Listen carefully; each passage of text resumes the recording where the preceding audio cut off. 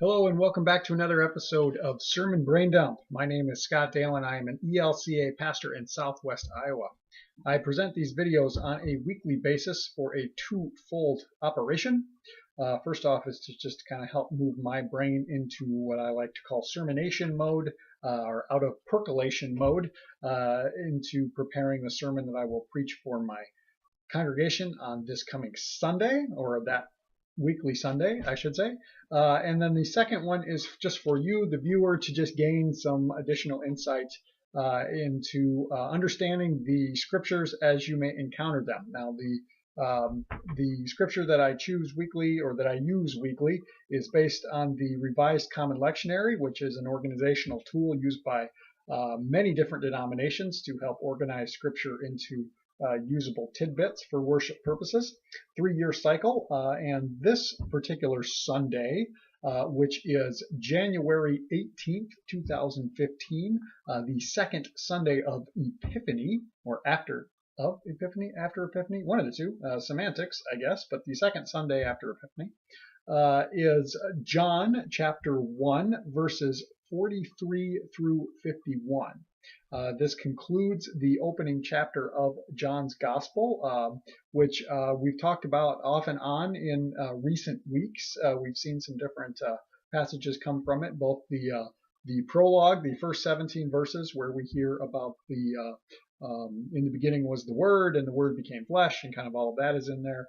Then we hear about the baptism of Jesus through the testimony of John the Baptist, or John the Witness, as he's called here in John. Then we transition into the first disciples within John's Gospel. Now, John differs from Matthew, Mark, and Luke in the respect that in those three Gospels, the Synoptic Gospels as they are called, Jesus is walking along the seashore and encounters the first four, Peter and Andrew, and then James and John, and calls them and invites them to follow him. But here in John's Gospel, things switch up just a little bit. It's actually John himself, or John the Baptist, who points out Jesus to his first disciples, who happens to include Andrew, and then one other disciple who we don't know who it is. Andrew goes and grabs Peter and says, "Hey, we have found the Messiah, come and see." So that's kind of the initial thing. Peter comes and is called Simon first off, and then Jesus says, "You will be called Peter." And then we pick up here at the end with today's story. So that's kind of the background, what's led up to this through the chapter 1. And then it's the next day. So we're just a couple days after his baptism. And it's the day after Andrew and Simon have come to Jesus. And now we hear the next day Jesus decided to go to Galilee. The region of Galilee is kind of the backwater portion of what we call Israel, or the nation of Israel, or the area where Jesus was active. Of course, he's from Galilee, as are his disciples, or at least the majority of them. So we hear he goes to Galilee. He found Philip and said to him, "Follow me." Hey, we've heard that before. Follow me was one of the initial things that we hear from Jesus. But now Philip was from Bethsaida, the city of Andrew and Peter, excuse me. Based on this, we think that perhaps there is a connection. Maybe Philip knew who Jesus was from having heard from Andrew and Peter from the day before. Perhaps there's a little bit more time aspect into this, as Jesus has been around the area. Perhaps they've been encountering each other previously. But regardless, Jesus finds Philip, and that's an important theme within this particular section of being found, and then invites him, "Follow me." Philip found Nathanael. There we see it again. Philip found Nathanael and said to him, "We have found him about whom Moses in the law and also the prophets wrote, Jesus, son of Joseph from Nazareth." Nathanael said to him, "Can any good come out of Nazareth?" Philip said to him, "Come and see." Hey, we see it again. There's that invitation. When Jesus saw Nathanael coming towards him, he said of him, "Here truly is an Israelite in whom there is no deceit." Interesting connection. This is the only time that we hear Israelite within John's Gospel.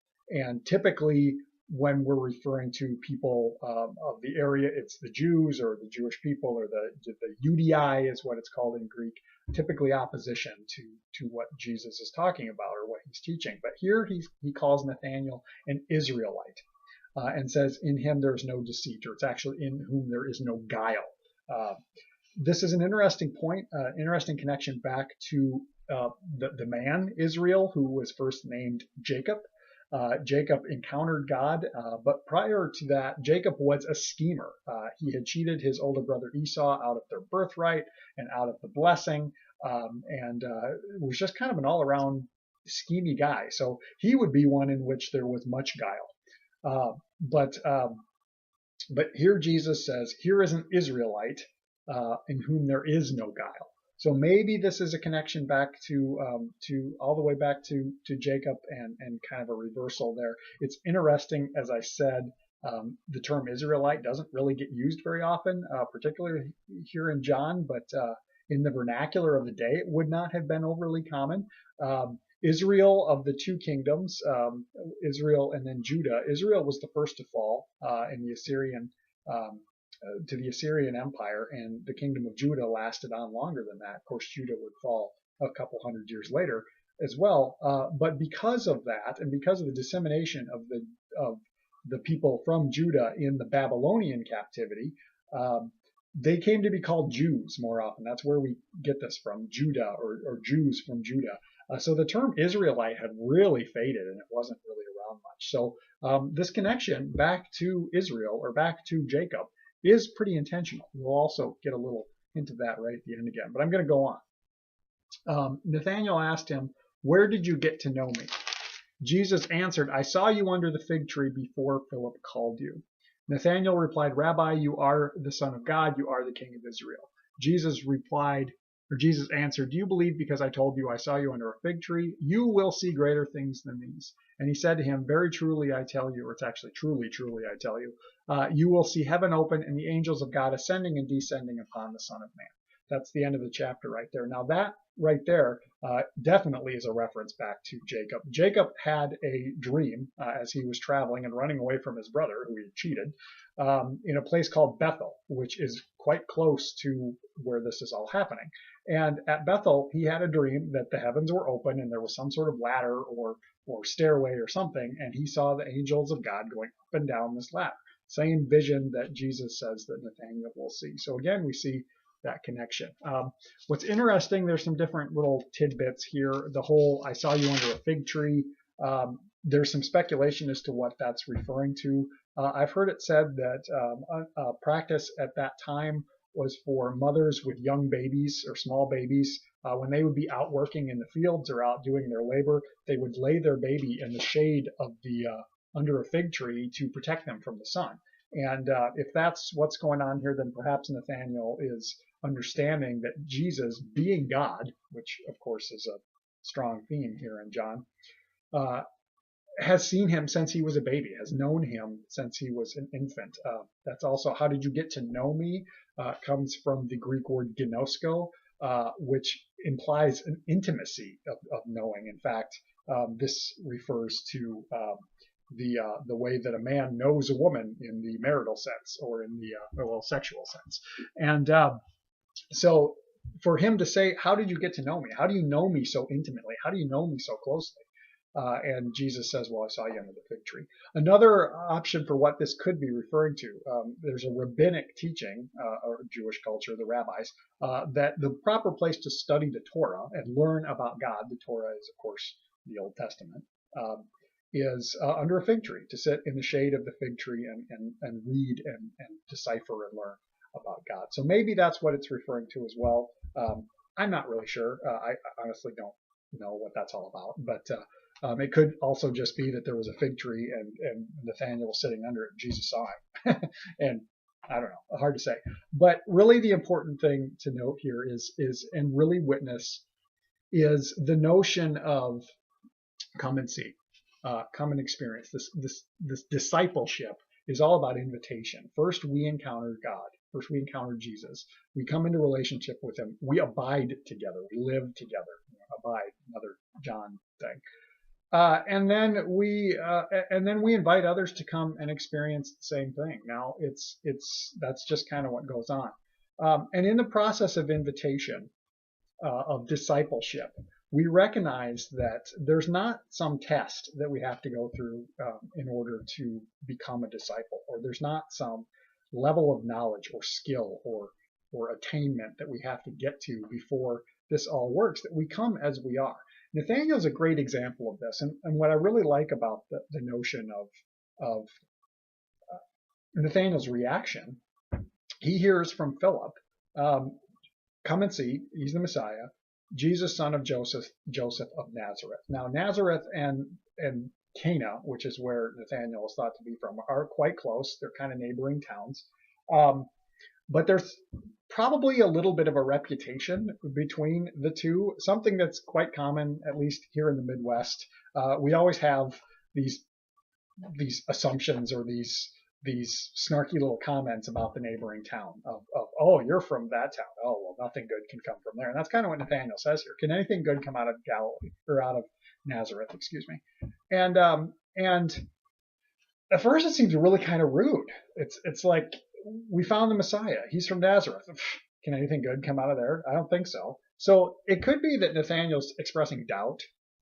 It could be that he's being snarky. It could be that he's just making a joke. We don't really know what's going on. But apparently that reaction, or that knowledge of the inner prejudice, or whatever we want to call it, is in the mind of Jesus as he encounters Nathanael. And he says, look, here's an Israelite with no guile, with no deceit. He doesn't hide anything. He wears his emotions on his sleeve, or he wears his questions on his, he's open with his doubts.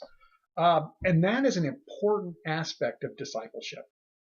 And I think this is probably where I'm going to go with the sermon, that there's the notion that, or there's, I think, the myth, the misconception that Christians have it all going on, that we've got all the answers, we have everything figured out, and we think if you only follow us, you'll be perfect too. Well, that's a load of crap. I don't buy that. My own life is evidence of that I've got questions blowing out my mind all the time too. And I think that Jesus is assuring us here in the example of Nathanael that that's an okay thing, that it's okay to have questions. It's okay to realize I don't have all the answers. I don't have all this together. Life is messed up. And that's the life that God came into in the form of Jesus, or in the form of man as Jesus. And that's the glory of the gospel, that our discipleship, our encounter, our abiding with God does not instantly solve every problem, but that we live that in a state of questioning, of doubting, of experiencing life and not always being able to make heads or tails of it. I think that's very interesting. And also moving back towards the end of the passage as well, when Jesus says, you will see greater things than these.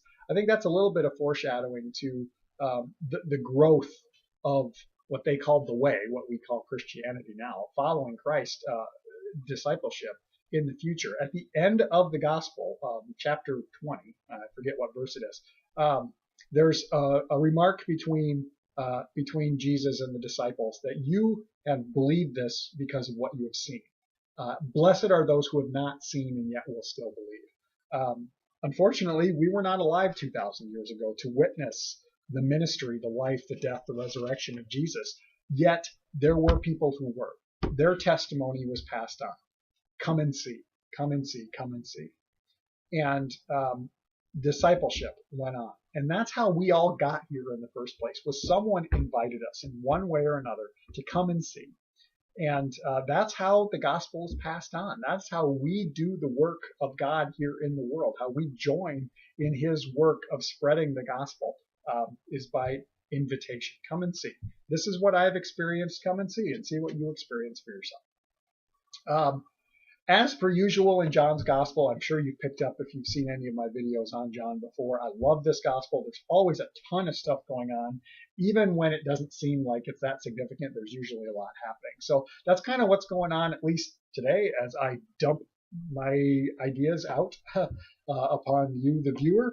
I hope this has been helpful for you. If it is, and you have any thoughts or questions or comments, or you just want to engage with something I said, please, please, please share something down in the comment section. I love to hear from you when those comments show up.